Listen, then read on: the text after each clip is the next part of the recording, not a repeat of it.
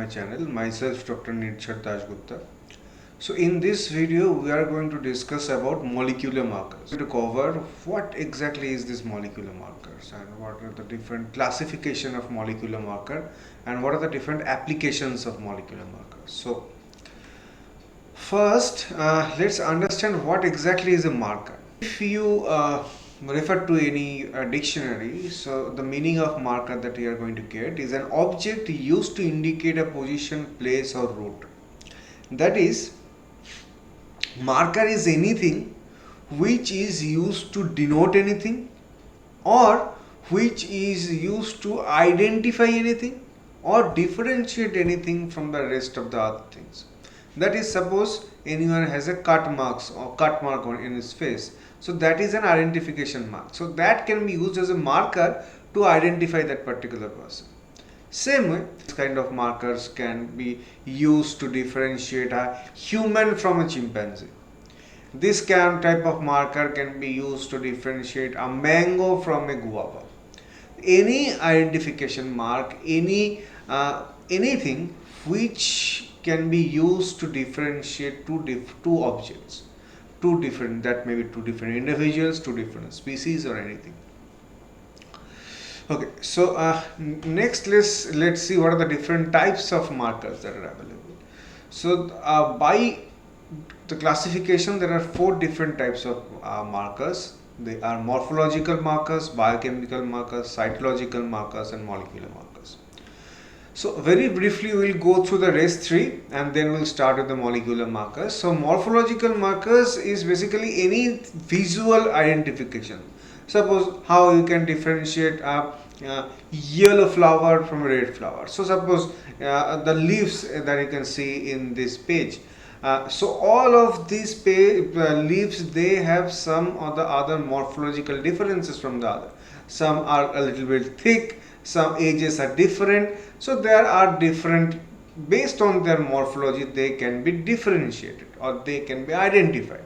Same way, if you see in the flowers, there are varying a few different flowers are there in this diagram. So just by looking at this picture you can differentiate these are different flowers. How? By the color, shape, and if you can feel it, then the texture. So all of these things which are used as a morphological marker to differentiate one thing from another.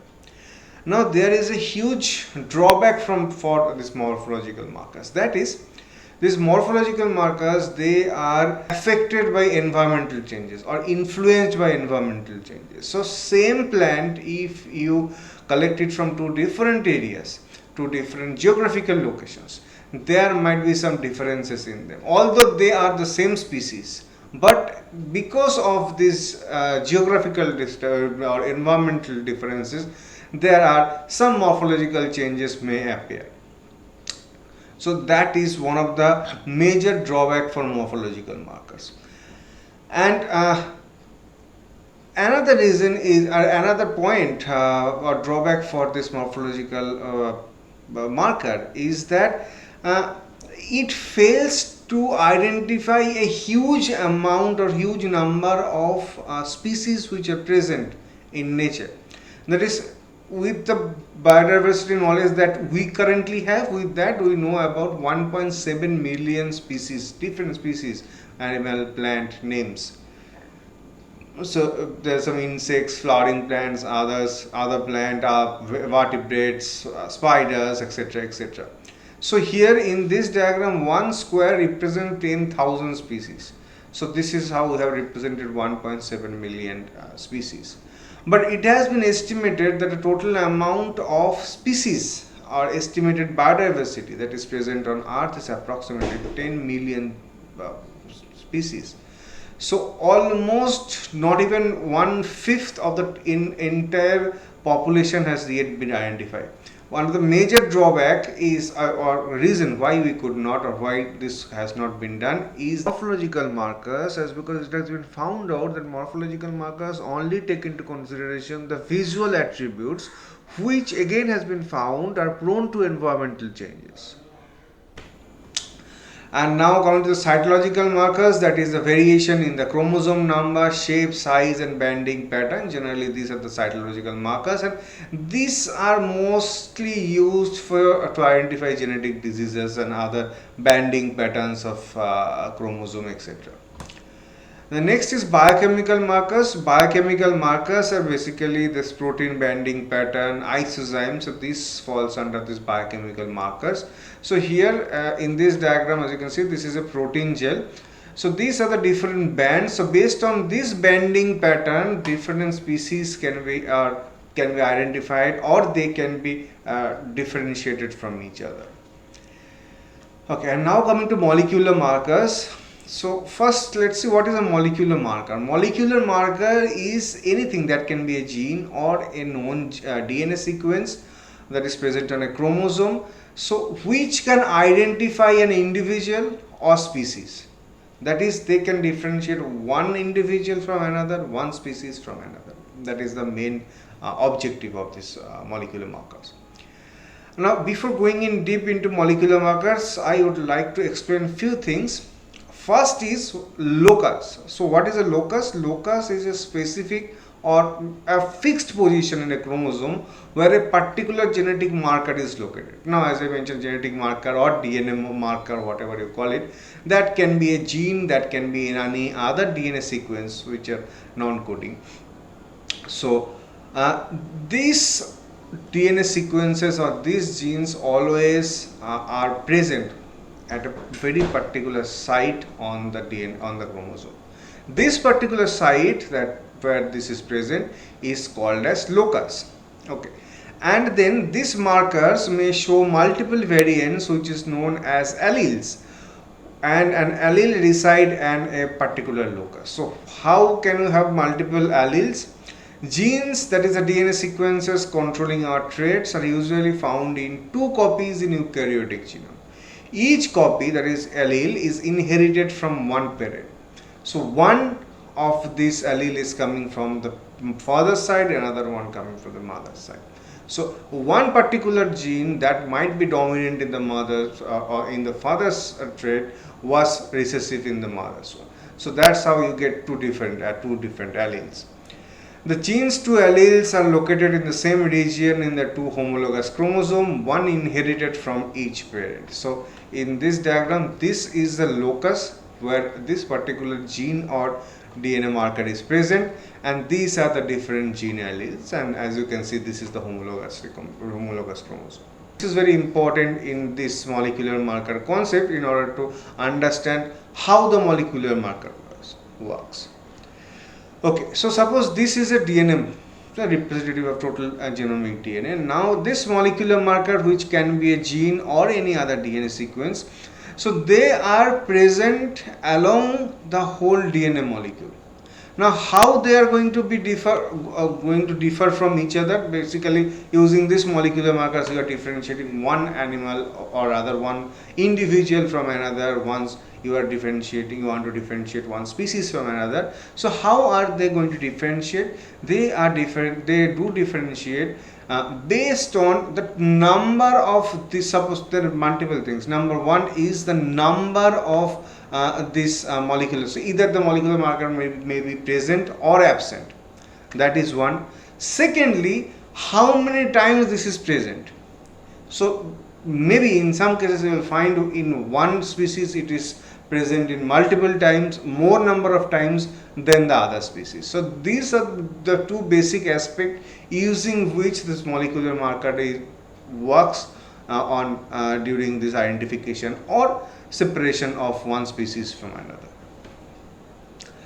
Now the same thing, molecular marker variation. How this molecular variation that is from one species to another species, how does this variation arise? So this arises due to changes in base pair. Why these changes in base pair takes place? There may be mutations has taken place, like translocation, inversion. Translocation, as you know, which is basically the your non-homologous chromosome exchange segment, that is from one to another, and then inversion, where one segment got inverted into another part, another chromatid. and then insertions and deletions, that is basically the basic mutation techniques. And then the variation in the number of tandem repeats. This actually is visible only in case of VNTR or STR, short tandem repeats or variable number tandem repeats. These are the two different molecular markers which we will be discussing at length in any of the future videos. Now, what are the qualities for a good molecular markers? What are the characteristics that should be present in a gene or a DNA segment to be used as an ideal or a good molecular markers? Number one, ubiquitous. That is, it should be present uniformly throughout the genome, not in a particular segment. This should be present throughout the genome. Secondly, this should be stably inherited. That is, as you can understand, these traits should be passed on to the future generation. So, unless and until this molecular markers or these changes are stably inherited, these won't be passed on into the next progeny. Next is polymorphic in nature, that is, they should be able to find out the polymorphism between different species. There are two very important concepts here in polymorphism. One is interspecific polymorphism, another one is intraspecific polymorphism. Interspecific is the polymorphism or genetic diversity between two different species, whereas intragenic polymorphism generally means the genetic diversity within the same species. That is, suppose any particular species is collected for 5, 6, 10 different locations. So there might be some genetic diversity among themselves, which is ideally they should be. So that is called as the intraspecific genetic diversity. Anyway, so now let's come to the next point, that is, assay should be simple and rapid. So this shouldn't be very complicated, and also this should be very easy to explain, so that even a non-professional or a non-specialist can understand.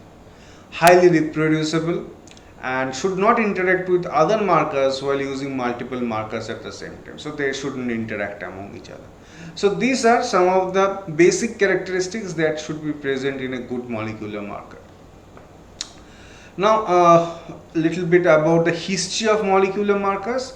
So on the left hand side, this particular graph, this shows basically how different molecular markers have been evolved and how they are getting utilized or getting used in this particular studies, in the molecular biology studies. So as you can see, starting from 90s, earlier times until invention of PCR, this allozyme, or basically the biochemical marker, this has been used extensively. Then came the second one, that is the RFLPs. RFLPs has also been used. So RFLP is basically a hybridization based marker. So this was in practice even before PCR was invented. And so as you can see, there are a number of different molecular markers have been evolved, like SNPs, RAPDs, microsatellite, mini satellite, AFLPs, and ultimately DNA sequencing based molecular markers. And on the right hand side, this graph, this shows the use of different molecular markers. This is mainly in plant research. So as you can see, since 2008, since that period, microsatellite, this has been the most widely used molecular markers, followed by SNP. Now there is a reason why. Now SNP, this is basically a sequence based molecular marker, but still why microsatellite is preferred over SNP is because for SNP you have to go for sequencing, which used to be a costly affair. So that's why microsatellite on the other hand is highly reproducible, and they generate very good molecular data. So that's why microsatellite has been the choice of molecular marker for different scientists all across the globe. So Now the next thing is the classification of molecular markers. Now molecular markers can be classified based on a number of different aspects. So here we have mentioned a few ones. The first one is use of PCR. That is two major type of molecular markers. One is PCR based and another one is hybridization based. So in PCR based, again there is a sub classification, that is dominant and codominant marker. So what is the difference between codominant and dominant? I will just explain in a bit. And the example for dominant marker is RAPT, for codominant is SSR, and from the hybridization based, that is RFL. So hybridization based is same as that that is done in southern blotting. Okay. So as I was mentioning, the dominant and codominant. Now if you see here, suppose let's say this particular band. So as you can see, this particular band is present here but not present here or here. So this is basically, if you think about a dominant marker, so in dominant marker only two things are one thing is taken into consideration, that is whether it is present or not. So this particular band is present at this particular locus. This is the locus, or this band is present for this particular species, but it is not present in this species. So accordingly, if this is a dominant marker, that means we have to take into consideration either it is present. If it is present, I will write plus. If it is not present, I will write minus, or I will write 1 for presence and 0 for absence. Now in case of codominant marker, we take expression also along with this presence and absence. So in case of codominant marker, there will be two different aspects. One is either present or absent. Secondly, if it is present, then that differential expression will be taken into consideration, where the expression is very high, where it's high, where it's medium, where it's very low, where it's very low, etc. So depending on how many bands you have, what are the different expressions that you have or intensity that you have found out, based on that you can classify. Like for example, here this particular band, this is present in all these four samples, but as you can see in this one and this one, this is very intense, that is the intensity is very high, and in this one the intensity is relatively low, and in this one this is very low. So these things and so these things are taken into consideration for codominant marker. So either this can be present or absent, like in this thing, this samples, this particular band is absent. But even if it is present, then also how much is the expression or intensity, that is also taken into consideration.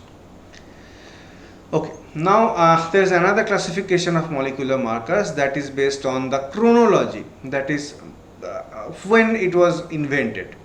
So based on that, there are three different classifications: first generation, second generation, and third generation. RFLP, or random fragment length polymorphism, this is first generation, then which does not actually take into consideration any PCR. So here the DNA molecule that is directly fragmentized using any restriction endonuclease, and this fragmentation or this fragmentation pattern, that is based on that basically, and the diversity is found between different species. So that is how this RFLP works. Okay. And next is second generation SSR, and third generation example is SNP, single nucleate polymorphism. Okay, now the last one, that is on the basis of the above criteria and the throughput criteria, that is low throughput hybridization based marker, medium throughput PCR based marker, and high throughput sequence based marker. So these are the three generations of molecular markers. And now the last thing, that is the application. Molecular marker has got immense application in all different fields of life science. So whether you go for plant science or animal science or microbiology, whatever subject you study, this molecular marker, this has got immense application in all of them. Like for example, if you isolate any new species of microorganism, you cannot report that without a molecular characterization. So just by going for the staining techniques, the biochemical tests, so after doing all of these things, you can have an idea. But for the confirmatory test, you have to go for molecular characterization or molecular identification. So then genetic diversity study, as I was saying, the genetic polymorphism study, genetic diversity study. So this is a very major field in biotechnology right now. Marker assisted screening is there. There are different other things. So all of these are basically some of the other molecular markers are used for these studies. Next is DNA fingerprinting. DNA fingerprinting is basically mainly used in forensics, where criminals or culprits, they are identified based on their individual DNA profiles. So that is another field of DNA of another application for of these molecular markers. Next is DNA barcoding or molecular identification, that is as I mentioned. So for any living organism, irrespective of their age, that is whether they are just a seedling or they are a huge tree, the genetic makeup is going to be the same, and no matter from which part of the world you are collecting that, the genetic makeup is going to be the same. So they are used for DNA barcoding and molecular identification. Next, these molecular markers are also used for genetic linkage mapping, that is for the study of genetic diseases, and for population study. The genetics in population study is a huge field in genetics where these molecular markers are used. And last but not the least is QTL analysis, that is quantitative trait loci. That is, it is assumed that not one but multiple different genes are responsible for any particular trait of any living organism. So that the study which can find out what are the different genes which work together for any particular trait. So for in that also molecular markers is one of the main players. I have shown here, these are the major applications of molecular markers, but the application of molecular markers is not limited to this. There are different others as well. So I have just jotted down the main important ones which you are going to encounter when you will study this subject. So that is all in this video. And so if you found this video useful, so please kindly like and subscribe to this channel.